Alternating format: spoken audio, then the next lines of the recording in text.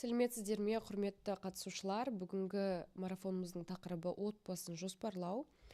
Бұл да өте маңызды тақырыптардың бірі. Бұл жастардың отбасы институтын дұрыс түсінуі және оған қалай дайындалып жоспарлауы туралы болады. Және отбасын жоспарлауға бірнеше пункттер кіреді. Біріншіден, бұл жыныстық қатынасқа дайын болу, яғни жыныстық қатынасқа дайын болу дегеніміз, бұл кәмелет жасқа толған, саналы түрде жыныстық қатынасқа дайын болу. Ментальды түрде де, физикалық тұрғыдан да организмнің осыған дайын болуы. Бүгінгі тақырыбымызда жыныстық қатынастың нормалары мен принциптері туралы да айтатын боламыз. Ер адам мен әйел адамның арасындағы қарым-қатынас туралы айтатын боламыз. Сонымен қатар жүктіліктен сақтану кіреді, яғни әртүрлі контрацепция әдістерін қолдану туралы және қандай түрлері бар екені осы отбасын жоспарлауға кіреді. Келесі сабақтарда бұл тақырыпты тереңірек түсінетін боласыздар. Жұптың денінің сау болуы, яғни отбасын жоспарлау бұл бір жақты емес, екі жақты болу қажет, яғни ер адамда, әйел адамда өз үлесін қосу керек. Болашақ туылатын баланың денсаулығына ортақ жауапкершілік ала білу керек. Және балалы болуға дайын болу.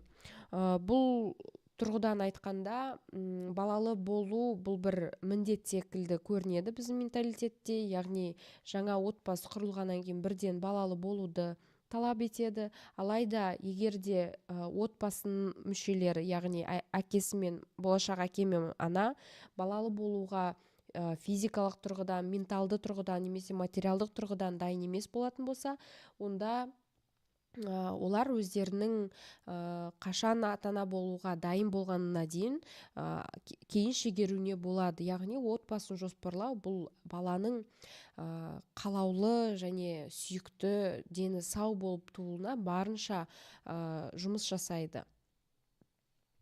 Енді жыныстық қарым-қатынас туралы айтатын болсақ, жыныстық қатынас әрине ересек адамдардың арасында болатын табиғи құбылыс. Оған өзгеше қарап, оны ерекше атап айтудың қажеті жоқ. Өйткені бұл жыныстық қатынастың екі мақсаты бар.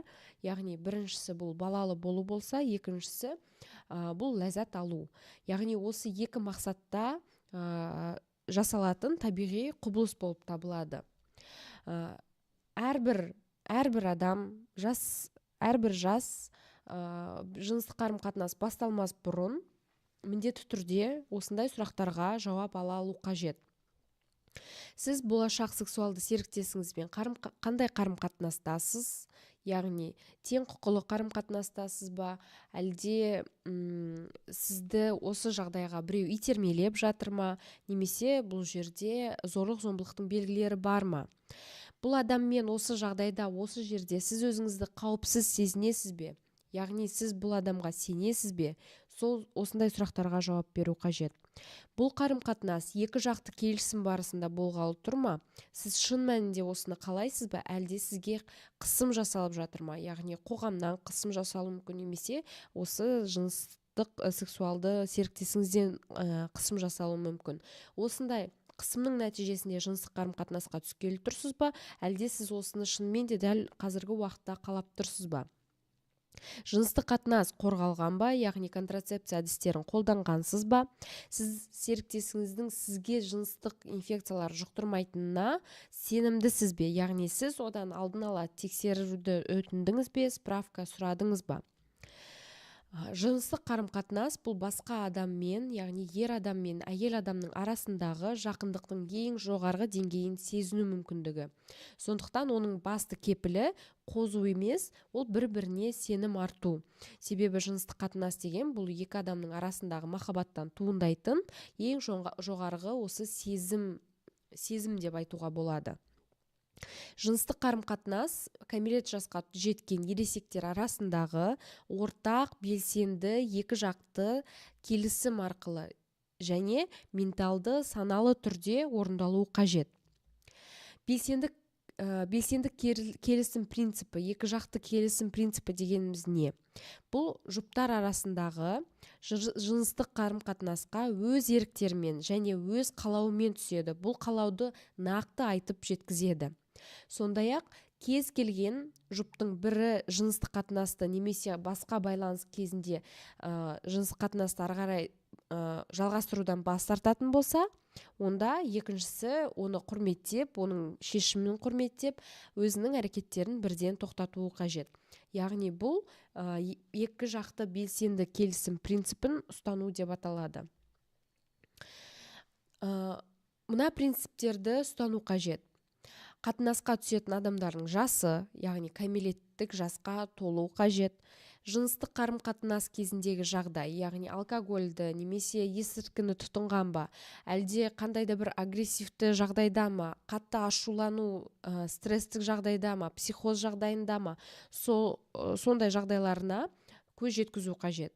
Яғни жыныстық қатынасқа түспес бұрын екі адамның да жалпы жағдайы дұрыс болу қажет. Адамдардың бір-біріне қатысты тең позиция ұстануы, яғни оқушы немесе студент пен мұғалім арасындағы қарым-қатынас па? Яғни бұл жерде теңдік қатынас, тең позиция ұстанып тұрған жоқ. Қандай да бір қысым көрсетілуі мүмкін, немесе зорлық-зомбылық белгілері болуы мүмкін. Сонымен қатар қаржылық тәуелділік болған жағдайда да осындай тең позиция ұстанымы болмайды. Яғни бұл жерде теңдік жоқ деген сөз. Біреуі біреуіне тәуелді болып тұрғандықтан жыныстық қатынасқа түскелі тұр. Жоқ дегеніміз жоқ. Жоқ дегеніміз жоқ принципі өте маңызды. Бұл да жыныстық қатынастың маңызды принципі болып табылады. Яғни қыз бала болсын, ер бала болсын, бір-бірінің шешіміне құрметпен қарау керек. Егер де екі жақты келісім болған жағдайда, яғни ер адамда, әйел адамда өзінің сезімін білдіре отырып, осы жыныстық қатынасқа түсуге келісім берген жағдайда, онда жыныстық қатынас ары қарай жалғасады. Бірақ та көп жағдайда қыз балалар мысалы ашық киінсе, немесе күлімсіреп қараса, флирт жасап қараса, немесе сізбен жыныстық қатынасқа түскісі келген көрсетіп тұрған сияқты болғанымен, сіз одан келісімін алмай тұрып, оны жыныстық қатынасқа түсуге итермелеуіңізге болмайды. Яғни, әр адамның мінез құлқы өзгеше, оның өмірлік ұстанымы өзгеше, киіну стилі өзгеше. Сондықтан олардың осылай күлімдеп, жымиып, бас изеп, немесе сізге бір махаббатпен қарап тұрған көзқарасы болса, сіз оны жыныстық қатынасқа келісімі деп қарауыңызға болмайды. Жыныстық қатынасқа келісім міндетті түрде сөзбен айтып жеткізілу қажет. Яғни, қыз иә деп жауап беруі қажет. Алайда қыз алдымен иә деп жауап беріп, ал физикалық жақындық басталғаннан кейін ол бұны қаламайтынын айтып сізге тоқтат десе, онда сіз оның шешімін құрметтеп, қабылдап, жыныстық қатынасты дәл сол уақытта тоқтатуыңыз қажет. Және қыздың дайын болғанына дейін күтсеңіз, бұл сіздің оған деген құрметіңізді білдіреді. Жігіт қозып алып, маған оргазм алу қажет деп, маған көмектесуің қажет деп қысым көрсетсе, сіз бұны манипуляция деп түсіну қажетсіз.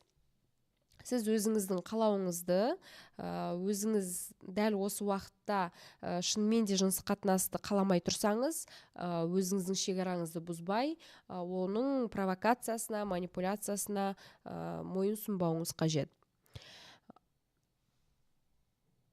Және де жыныстық қатынасты қаламасаңыз, бұл қалыпты жағдай. Жыныстық қатынасқа дайын болмауда мүлдем қалыпты жағдай.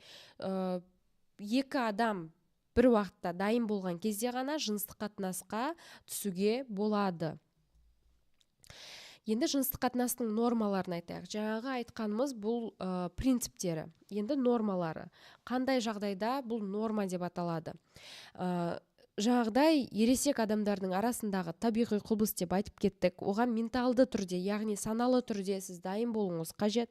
Ал енді осы жыныстық қатынас басталғаннан кейін міндетті түрде жүктіліктен сақтану шараларын естен шығармау қажет. Алғашқы жыныстық қатынасты міндетті түрде мүше қаппен қорғанған дұрыс. Бұл жыныстық қатынастың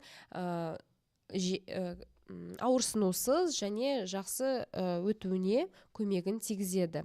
Сонымен қатар қабыну процесінің алдын алады. Жыныстық қатынас басталмас бұрын міндетті түрде жуыну қажет. Жыныстық қатынас аяқталғаннан кейін кіші дәретке барып, жыныстық қатынастан кейін де міндетті түрде жуыну қажет. Бұл ер адамдар мен әйел адамдарға ортақ ереже. Отбасын жоспармен құрғанда адамдар қалаған бала саны мен олардың арасындағы туылу жас айырмашылығын анықтауға қол жеткізеді. Бұл осы отбасын жоспарлаудың ең бір маңызды артықшылығы. Яғни жыныстық қатынасқа түскен екі жас отбасы,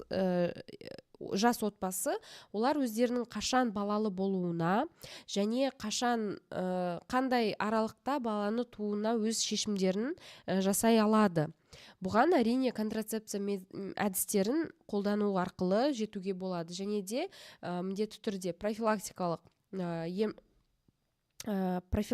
дәрігер қабылдауына бару қажет. Яғни жыныстық қатынас басталғаннан кейін жас отбасы дәрігерге қаралуды кейінге шегермеу қажет. Әдетте жас қыздар қай уақытта гинекологқа қаралу қажет? Алғашқы етеккір келгеннен кейін міндетті түрде бару қажет. Одан кейін жыл сайын бір рет қаралып тұру қажет. Жыл сайын УЗИ өтіп тұру қажет. бұл ер адамдарға да қатысты. Жыл сайын ер балалар жылына бір рет уролог дәрігерге қаралып тұру қажет. Қосымша әрине қандай да бір шағымдары болса. Осындай профилактикалық қабылдаулар бұл бедеуліктің алдын алады. Егер де қандай да бір проблема анықталған болса, оны асқынбай тұрып емдеуге мүмкіндік береді, және осы отбасын жоспарлау осы профилактикалық қабылдауларды құрайды. Отбасын жоспарлау не нәрсеге көмектеседі? Адам құқығын іске асырады. Жаңағы айтқанымдай, жыныстық қатынасқа қашан түскісі келеді, кіммен түскісі келеді, және қандай уақытта түскісі келеді. Сонымен қатар қашан балалы болғысы келеді, балалы болғысы келмейді ме, әлде бұны кейінге қалдырады ма? Бұл да оның ер адамның да әйел адамның құқығын қорғайды деген сөз. Өмірді құтқарады және денсаулықты сақтайды. Өкінішке орай біздің менталитетімізде балалы болу бір көп балалы болу жақсы әрине, бірақ та жиі босану, тым жиі босану бұл бір трендке айналып кеткен сияқты. Мысалы, қыздардың арасында бар, 30-ға дейін бәрін туып тастасам, 30-дан кейін өмір сүрсем жақсы деп. Бірақ та әйел адамның организмі шамамен бала босанғаннан кейін 2 жыл ішінде ғана қалыпқа келеді. То есть баланы босанады, оны емізеді, содан кейін барып 2 жыл көлемінде әйел адамның организмі сол жүктілікке дейінгі қалпына түседі. Ал егер де осы уақытта тағы да жүкті болатын болса, оның ағзасына нагрузка болады әрине. Сондықтан ол ананың да денсаулығына және болашақ баланың да денсаулығына әсер етуі мүмкін. Ал отбасын жоспарлау жобасы деп айтуға болады, жобасы бұл өмірді құтқарады. Яғни аналардың өлімін және баланың өлімін азайтады. Кедейлікті азайтады.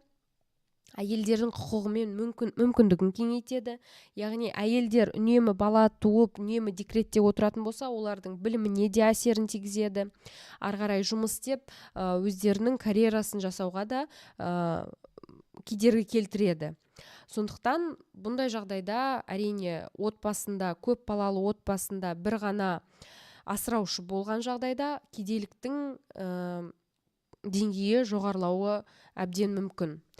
Және де бұл отбасының тұрақты дамуына мүмкіндік береді және балаға толыққанды жауапкершілік алуға, толыққанды назар аударуға және оның біліміне көңіл бөлуге, баланың да дамуына, отбасының дамуына да мүмкіндік береді. Отбасын жоспарлау Қазақстан Республикасы саясатының бір бөлігі болуының 4 себебі. Бірінші, аналардың мықты денсаулығы мен сәбилердің өмір сүру мүмкіндігінің артуы. Жаңағы айтқанымдай, егер де ана жиі босанатын болса, немесе ерте босанатын болса, мысалы 16-17 жаста тұрмысқа шығып жататын қыздар бар, ал олардың ағзасы әлі жүкті болуға, немесе балалы болуға, менталды тұрғыдан қарағанда ана болуға әлі дайын емес болғандықтан, олардың денсаулығының, психикасының әлсіреуіне алып келуі мүмкін. Және балалардың да денсаулығы өз кемшіліктерін көрсетіп жатады. Контрацепцияның заманауи әдістері әйелдер тым ерте, тым кеш, тым жиі жүкті болуына жол бермейді. Бұл жерде де айта кету керек, тым кеш, тым ертен айттық. Яғни ерте тұрмысқа шығып, ерте босанатын қыздар бар. Олардың денсаулығы сыр беріп жатады. Тым жиі жүкті болу туралы айттым. Ал енді тым кеш жүкті болуда, бұл да бір болашақтың проблемасы деп айтуға болады. Себебі дамыған елдерде, мысалы, тым кеш босанып, немесе child free болып жататындар бар. Әрине, әркімнің құқығы өзінде. Біз ешкімге жоқ босанба, немесе жоқ қазір босан деп айта алмаймыз, бірақ та тым кеш босанудың да өзінің кемшіліктері бар. Мысалы, 35 жастан асқаннан кейін әйелдердің аналық жасушаларының жағдайы төмендей бастайды. Яғни жүкті болу қиындай түседі. Сонымен қатар генетикалық хромосомалық аурулардың қаупі 2 есеге дейін артады 35 жастан кейін. Сондықтан да біз әдетте 35 жасқа дейін босанған ең оптималды репродуктивті жас деп атаймыз. Бірақ та бұл айтып отырғаным жоқ, сіздер босанбаңыздар, 35-тен кейін босануға болмайды деген сөз емес. Бірақ та осындай зерттеулердің нәтижесінде 35 жастан кейін шынымен де сондай хромосомалық аурулардың саны жиілей түседі екен. Контрацепцияны қолдану асқыну қаупі жоғары жүктілікпен босану санын азайтады. Әсіресе осы себептер ана мен сәби өлімін статистикасына елеулі үлес қосады. Сонымен қатар түсік түсіру санын азайтады, яғни аборт жасау санын азайтады. Аборт бұл контрацепция әдісі емес, аборт бұл жүктілікті үзу. Қазақстанда әрбір 6-шы жүктілік түсікпен аяқталады, ал әрбір 5-ші әйел өз өмірінде кем дегенде 1 рет түсік жасатып көрген екен. Түсік туралы алдыңғы тақырыптарда айтқан болатынмын. Түсік егер де медициналық орталықта жасалынған және медициналық аборт медикаментозды аборт жасалынған болса, әрине оның асқынуы біршама аз болады. Алайда жатыр ішіне жасалынған манипуляциядан кейін әртүрлі қабынулық немесе гормоналдық, сонымен қатар бедеулікке дейін әкелетін асқынулар болуы мүмкін. Жыныстық жолмен берілетін инфекция мен адамның иммун тапшылығы вирусынан сақтану. Контрацепция оның ішінде презерватив, мүше қап, бұл ВИЧ пен басқа да жыныстық жолмен тарайтын аурулардың алдын алады. Әрине 100% қорғамайды, бірақ та біршама қорғаныс білдіреді. Бұл уақытынан ерте босану, түсік тастау, өлі туу немесе бедеулікке әкелетін кіші жанбас ағзаларын қабынуын азайтып, ұрпақ өрбіту сәтсіздігін сақтайды. Келесі тақырыптарда жыныстық жолмен берілетін инфекциялар туралы тереңірек түсінетін боласыздар. Осы жерде айта кету қажет. Өлі туылу өте жиі кездесетін проблемалардың бірі, яғни баланың іште өлуі, бұл көп жағдайда осы жыныстық жолмен берілетін инфекциялардың әсерінен болады. Сондықтан олардан сақтануды алдында айтқанымдай жыныстық қатынасқа түспей тұрып, серіктесіңізде жыныстық қатынаспен берілетін инфекцияларда таза екен, яғни жоқ екеніне көз жеткізу қажет. Қазақстандағы жыныстық дебют жасы 16,5 жас, бұл туралы айтқан болатын.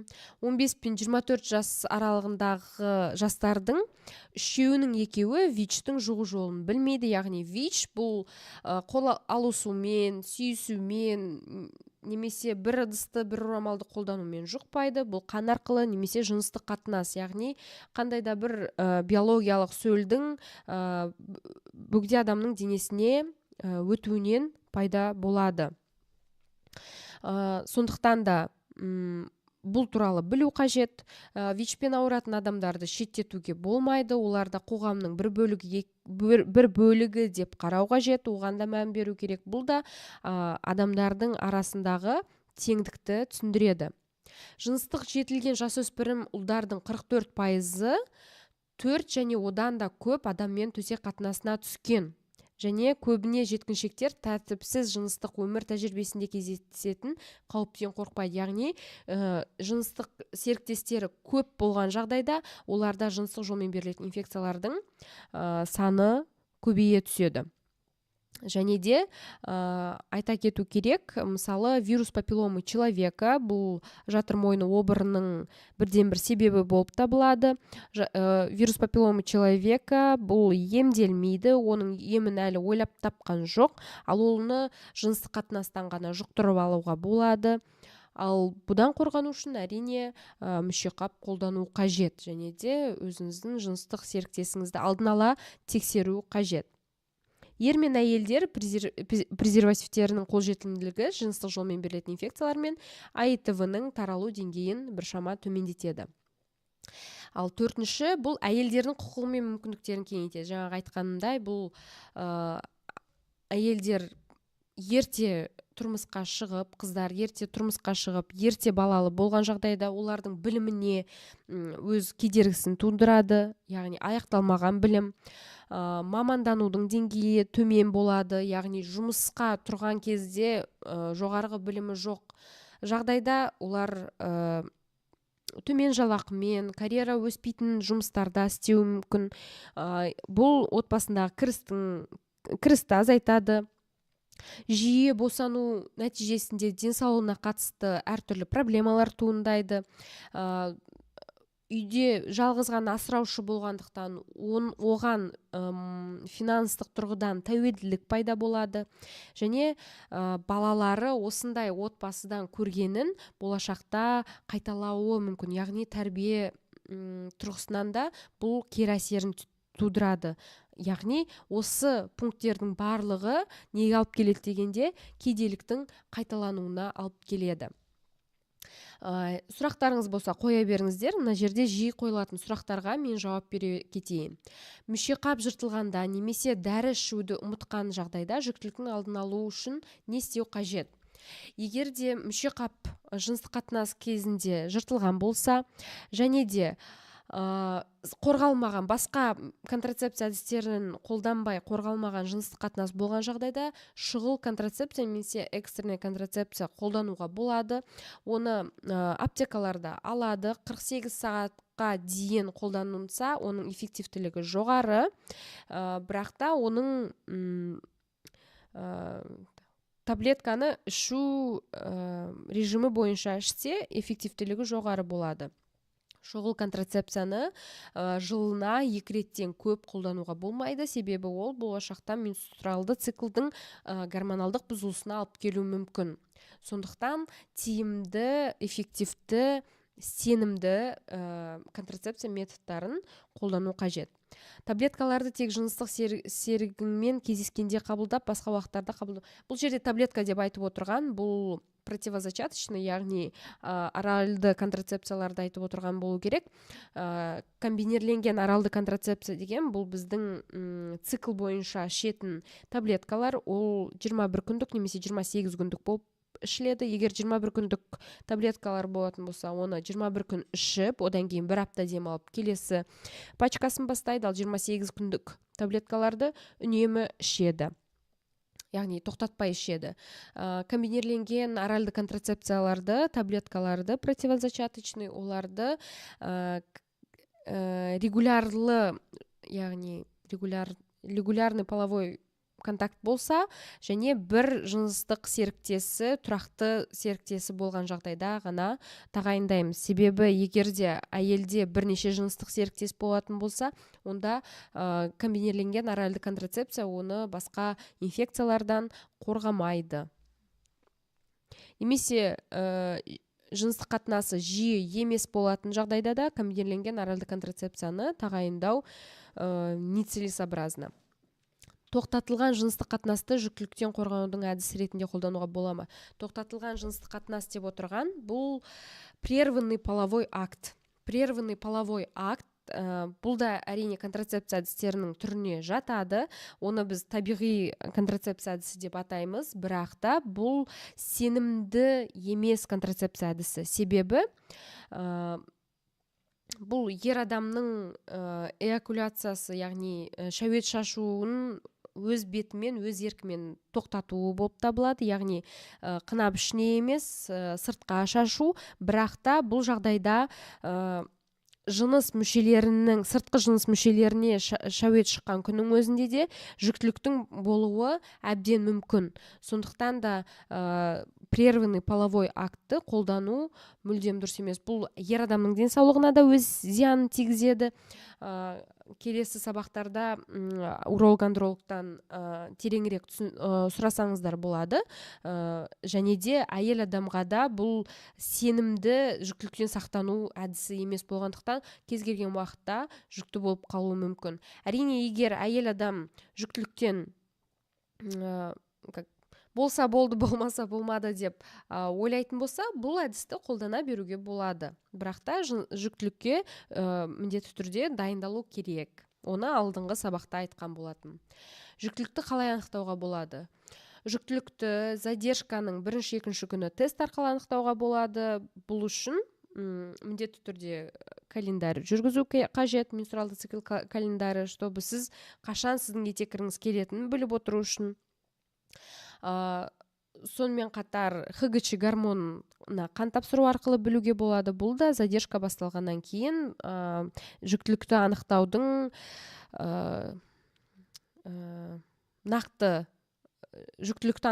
нақты зерттеу түрі болып табылады. Оны 2 рет тапсырады әдетте, арасына 48 сағат интервал салып, одан кейін оның өсу дәрежесіне қарай жүктіліктің жақсы дамып жатқанына біз содан біле аламыз.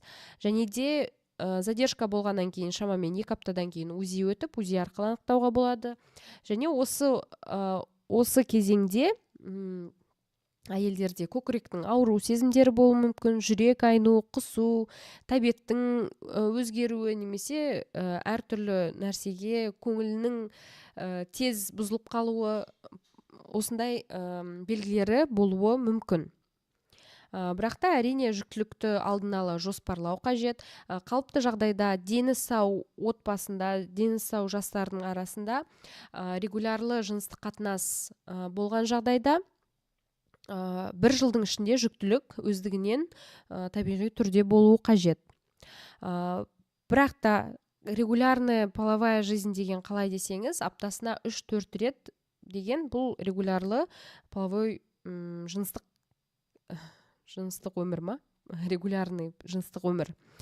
Бірақ та күнделікті жыныстық қатынасқа түскен бұл жүктіліктің тез болуына кедергі жасайды.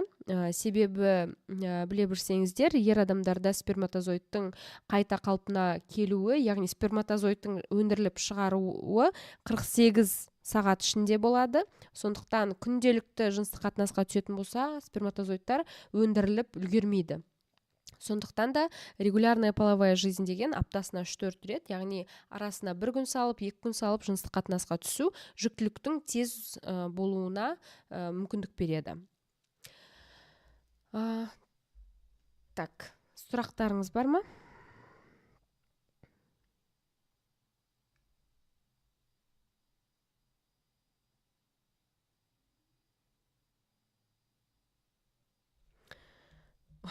Он бала табыңыз деп жазып қойыпты бір кісі.